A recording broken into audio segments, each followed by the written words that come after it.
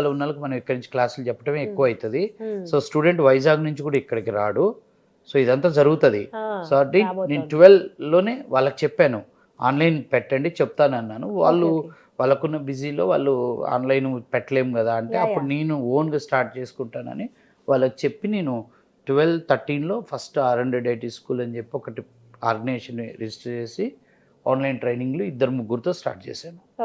12-13-14 వాళ్ళ class room training ఇవ్వటం, నాది ఎర్లీ మార్నింగ్ నైట్ బ్యాచ్లో ఆన్లైన్ చెప్పటం, వేరే ఫ్యాకల్టీస్తో చెప్పటం జరిగింది.